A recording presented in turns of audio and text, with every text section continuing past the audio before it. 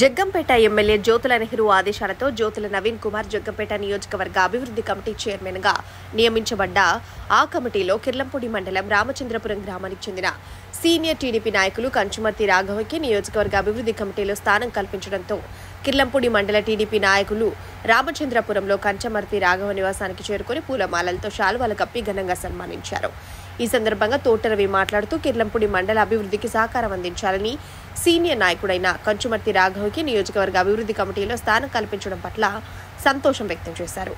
ఈ కార్యక్రమంలో Yeleru project chairman Baswa Veerababu, Veeravaram society chairman తోట గాంధీ, అనుకుల శ్రీకాంత్, క్లస్టర్ ఇన్ఛార్జ్ పాటంశెట్టి మురళీకృష్ణ, శృంగారయునిపాలెం సర్పంచ్ పట్టు చంటిబాబు, ఉప సర్పంచ్ బొజ్జపు శ్రీనివాస్, మండల తెలుగు యువత అధ్యక్షులు గండె కాశీ విశ్వనాథ్, టీడీపీ నాయకులు పెనగంటి బాబ్జీ, బొజ్జపు నాగేశ్వరరావు తదితరులు పాల్గొన్నారు.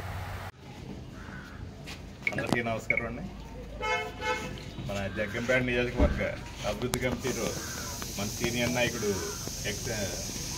మన ఎంపీపీ మన రాఘవ్ గారు ఇవ్వడం చాలా సంతోషకరం. ఇటువంటి సీనియర్ నాయకులు అందరినీ గుర్తించి ఈ అభివృద్ధి కమిటీలో ఇవ్వటం చాలా సంతోషం. అదేవిధంగా ఈయనకి మన నియోజకవర్గంలో మన సీనియర్ నాయకులు రాజు గారికి, అలాగే చంద్రం చంటి గారికి ఇవ్వటం చాలా సంతోషకరమైన విషయం.